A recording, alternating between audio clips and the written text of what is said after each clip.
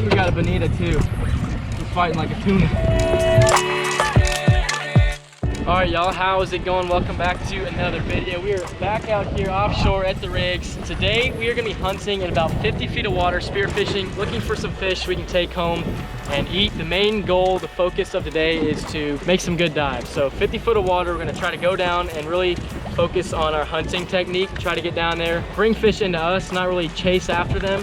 I'm not really expecting anything too crazy. We're gonna be looking for snapper, red snapper, mangrove snapper, maybe some mid-sized black drum that'll eat good. Maybe we'll find some other fish that taste good, but that is the plan. We're just gonna dive around, focus on relaxing, making good dives, improving our hunting. So I think you guys are gonna enjoy the video. So we're gonna get ready, get in the water, and go shoot some fish. So here we are nearing the bottom. The water depth here is 50 feet. And what I like to do whenever I'm diving a new spot is really scope out the bottom structure, what fish are there, and how the fish are behaving. So I'm going down here. I see there's a black drum, some sheep's head, and some triggerfish. The fish are all pretty relaxed, pretty chill with me being around. I make a quick movement there, and you kind of see that they do skirt away. So you got to really be conscious of really minimizing your body movement, being relaxed, and acting like you're a part of the environment. So whenever you do that and minimize your movements, really move around slowly and keep a low profile, the fish are going to correspond accordingly. Going down here, I'm sitting parallel on this piling and the fish are coming into me. So there's a red snapper right there. He's kind of borderline so I don't take the shot, but really just me laying low, being as still as possible, really gets these fish curious enough to come to me. So this black drum does exactly what I'm talking about. It comes right in. Whenever you act aggressive and really go after the fish are going to really feel that energy and just completely disappear. They're not going to want any part of you. So just go down, try to relax, and just keep as still as possible. I am moving my head a little more than preferable just because the water visibility is so low.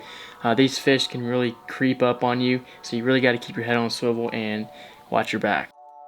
Don't want a big snapper to come in and not see it, so that's why I am moving so much. There's a big school of blue fish right here. I've never shot one before, but if you guys want to see me do a catch and cook on one, we can make that happen. I've heard the meat tastes really good.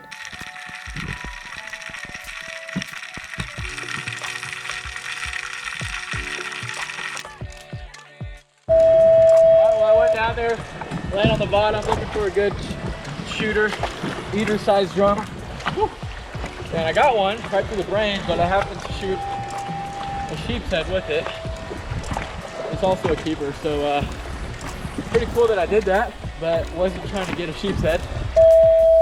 Man, that's looks like a pretty good eater. That drum right there. There's a bunch of real nice ones down there like this. But yeah, first time doing a 2-in-1.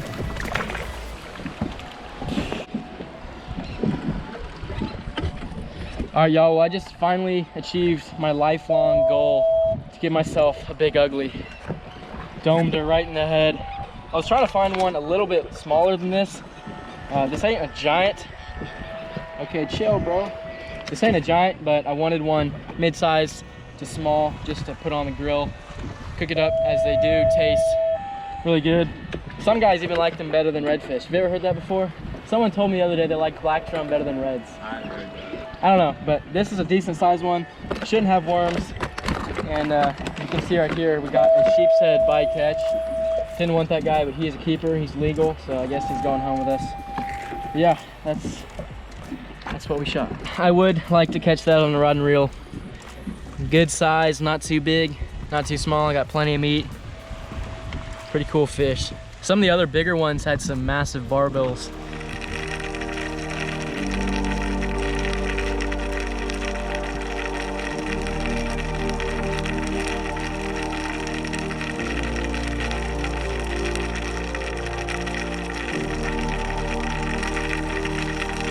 Right here we finally see a shooter red snapper. I can tell he came in to check me out. This fish is smart, he's wary, and he's gonna keep his distance.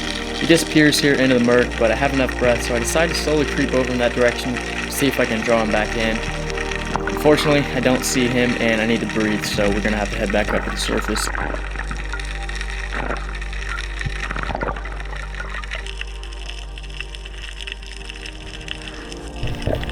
New dive here. Now I've positioned myself to land in a new area where I think the snapper could be hanging.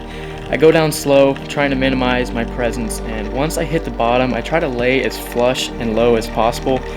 Here I see a bit of debris I have a good feeling about, so I'm going to keep an eye on it.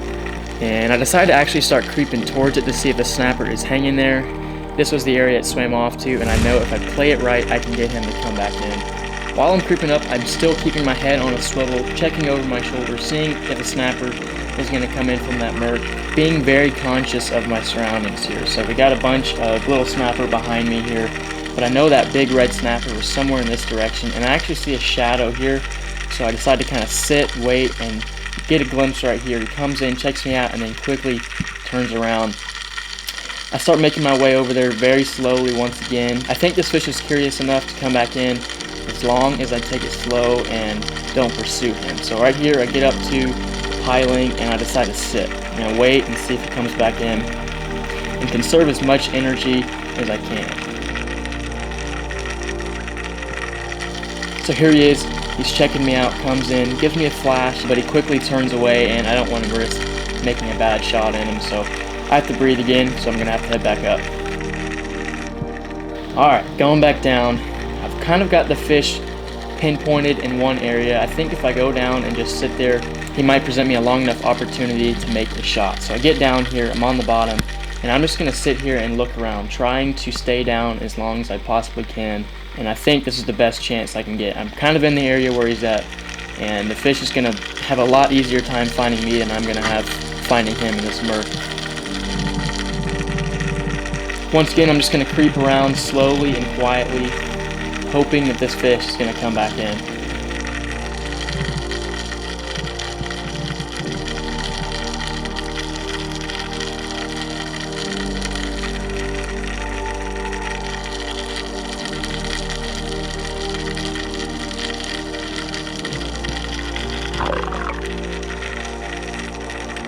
I'm moving up a little farther than I went up last time. I'm here next to this big beam here. I turn around and there he is. Comes right in towards me. I move my gun, he turns away. Fortunately, I make a good quartering shot into him and we secure him. And I just got to pull him out of this rig leg and we should be good on our way to the surface.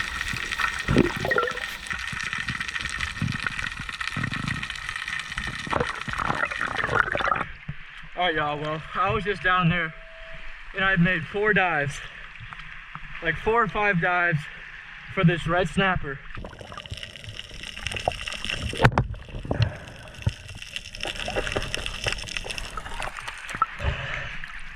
He's no giant, but man, I actually hunted this thing, dude. Took me quite a few dives. If you just dove right on down and didn't hide or creep, he would book it, get out of there. But dove down away from the little pile that he was on, laid down, and he came right in. Like I said, ain't a giant, but man, look at the vibrant red, pinkish red. And that thing is gonna eat so freaking good. Shaft right to the mouth. Finally got it, dude. I had to work for that thing. I heard Jose shoot, and I heard the drum just start grunting. Yeah, for sure. He's go to that rig next. 8. Probably about 18 and a half, 18 inches. Yeah, you shoot him on the same dive? Yeah. I didn't hear you. It was funny, I was thinking too, it's like, oh, that's Jose. I hear the drum, he got him a nice good sized keeper. And dude, it took me so many dives to finally get this guy close enough. There we go. Red snapper. So we're going down on another dive here. I like to dive down the rig leg on the outside of the rig so I don't have to worry about running into any cross beams. That way I can keep my head tucked and really relax on my descent down. Once I'm nearing the bottom, then I'll pull up and start swimming inwards towards the rig. I found that this approach tends to spook a lot less fish, as I'm not just dive bombing straight on top of the fish, but really coming in from the side, which I think is a lot less intimidating. Here we see there's a pile of good-sized black drum, and I have a challenge for you guys. So count up how many black drum you can see on this dive, and leave a comment down below letting me know how many you see. I couldn't tell you, but I saw so many on this dive, as well as bluefish. Even there's a bunch of mangrove snapper, these juvenile red snapper, but there was just really nothing of shooter size. I mean, I would have shot a black drum if I hadn't already shot in that one before this dive. There was a bunch of really good sized ones. But yeah, we're just gonna sit down here, wait it out, see if anything of size comes in to shoot. And after a minute or so, I'm actually gonna work my way more into the rig here, and you'll be able to see even more black drums. So count them up, see how many you see, and drop a comment down below. Let me know. I'm very curious to see how many you guys can find in here. It is really murky, so it's really hard to tell if you're counting the same fish over or if you're counting a new one or not. But give it a shot, let me know down below. And yeah, we're just gonna go around the rig, look around, and see what we see here.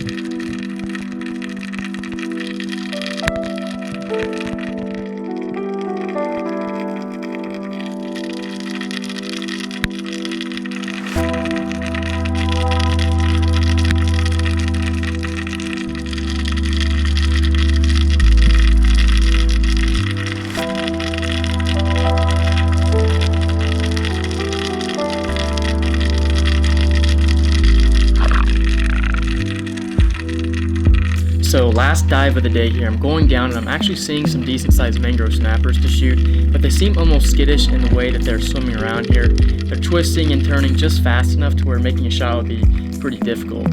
Because of this, you can see I'm not really making any effort to swing my gun around. I'm just sitting down there chilling out, and I'm not trying to shoot every shooter that's coming into range, but instead I'm waiting for one to just swim right across my line of fire. That way I'm going to save more energy and I'm not going to spook any of these fish.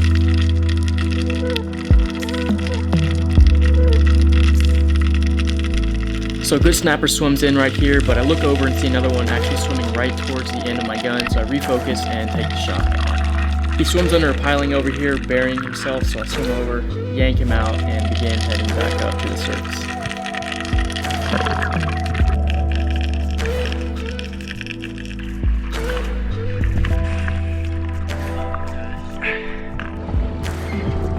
There we go, just took all the gills out, just gutted it.